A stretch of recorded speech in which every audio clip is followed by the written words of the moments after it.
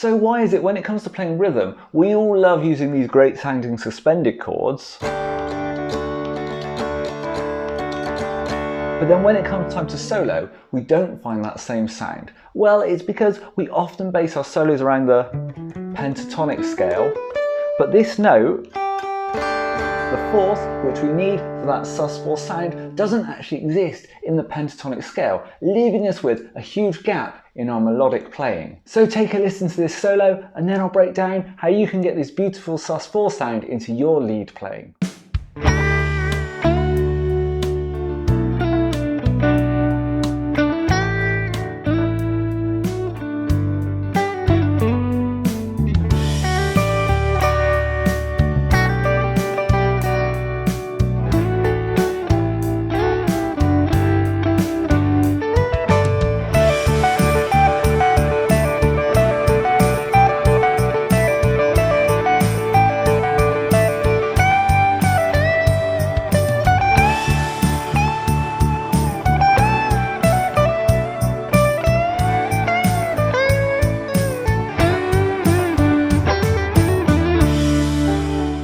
So first things first, I have been making an effort to try and wear trousers in my videos, but it's literally about 3,000 degrees right now, so the shorts are back out, and sorry, you might need to look at my legs for the next few minutes. Now we'll be in the key of D major here, initially focusing on the first position pentatonic, starting here at the 7th fret.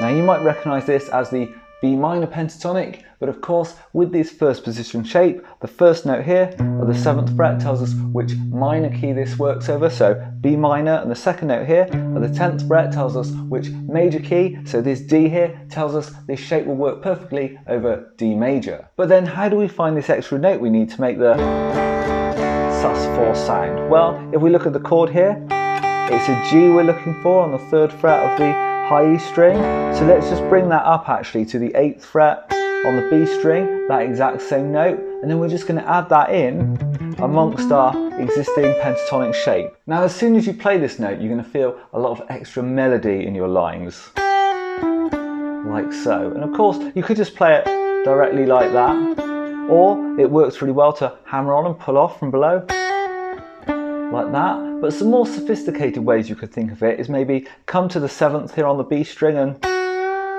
bend up a half step, and then on the G string at the 9th, bend up a whole step, which is going to give you the equivalent of the unbent note of the 7th of the B, if that makes sense. So all we're playing is the equivalent of 8 down to 7, but using some bends,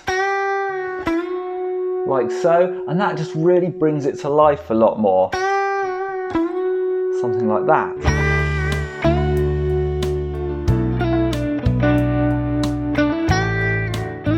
Another thing I really like to do with this is make the half step bend up and then slide back into the unbent note, like so. Really nice there.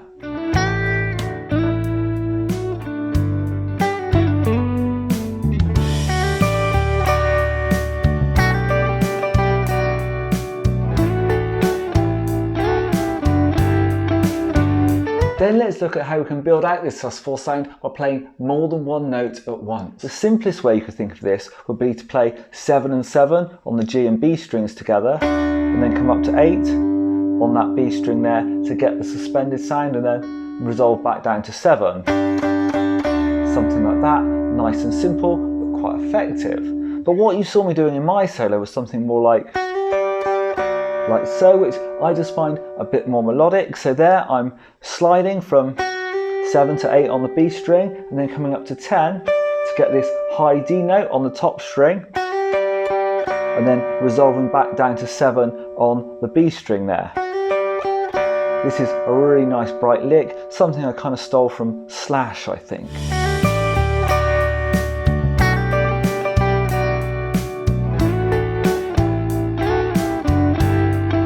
Then we could also harmonise the suspension in thirds, so if we come back to 7 and 7 on the G and B strings, then if we go up to 9 on the G string together with that 8 on the B string, we get a kind of double suspended type sound, and then we could come up 2 frets with that to give us some more chord tones from a D. So we've got this little set of thirds we can use. And there's so many things we can do with that, which just sounds really lovely to me.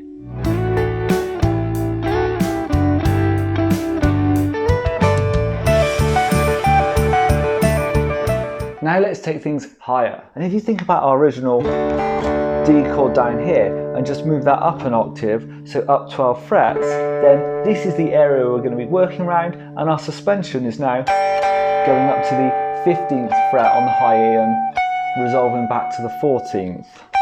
So that's the area we're looking at.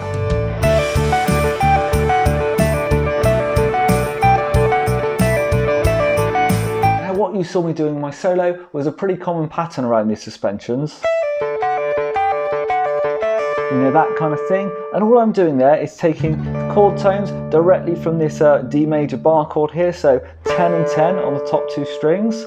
So those are our chord tones, which we're kind of using as pedal notes in this pattern, so always coming back to them. And then starting at the 12th fret on the high E string there, so this E being a sus2, so play that note, pull off down to the 10th, and then play 10th on the B string. So it's a group of 3, 1, 2, 3, 1, 2, 3, triplet rhythm. So there we are, starting at the 12th fret on the high E, then up to the 14th on the high E.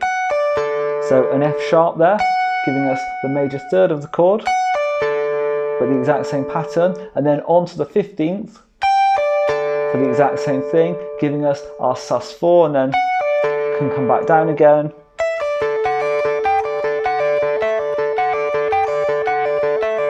And just go up and down through that. It's pretty common to do that. I think I recently heard this in a Hootie and the Blowfish song, for example, and you'll hear it all over the place. Now, if that's a bit tricky for you doing that triplet rhythm, you could always simplify it to something like that as well.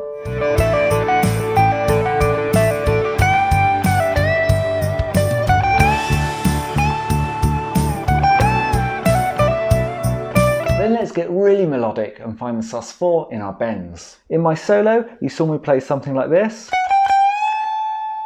And what I'm doing there is coming up to the suspended note, the G here at the 15th fret, but then bending that a full step to get to the A at the 17th.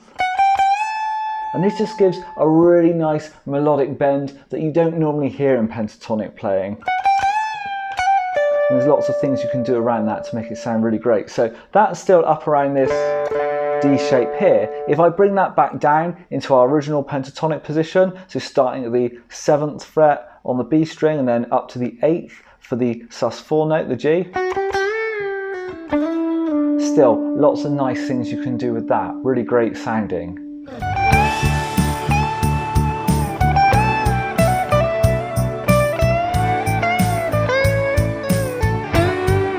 Then things got a bit more sophisticated where I was going up multiple steps on the same string. So let's start with 12th fret on the high E here and then bend up a whole step, which gets us from the E up to the major third of F sharp. But then we need to go up again to get to this G, the sus4. So bend up a full step. Now the first thing we could do to get this is just put the little finger on the next fret there after the bend to get up to that sus4. Something like that. Really nice technique, that. Hard to get in tune though, as you can hear there. Then another way we could approach this is using tapping. So full step bend up. Then to get to the sus4 note, we're actually going to tap 1 fret above the bend using the picking hand. Now as we move this hand away, we can also re-pick the note again and then release the bend down. Something like so. Then lastly, we could also use a compound bend where we're bending up to more than one place. So we start with the full step bend to get up to the major third of F sharp, but then we're going to bend up again another half step to go on up to the G. You hear that? Now, don't blame me if your high E string snaps here. You can always practice it here on the G string, but here on the high E,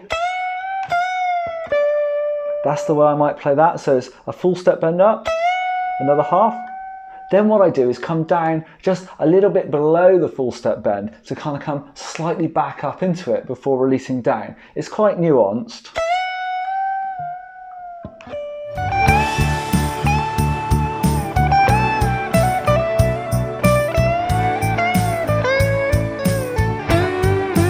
Now in my solo I try to use all three of these, starting with a little finger on technique, then coming down onto the B string to kind of mirror it a fifth below, but using the tapping, and then down onto the G string, using that compound bending technique.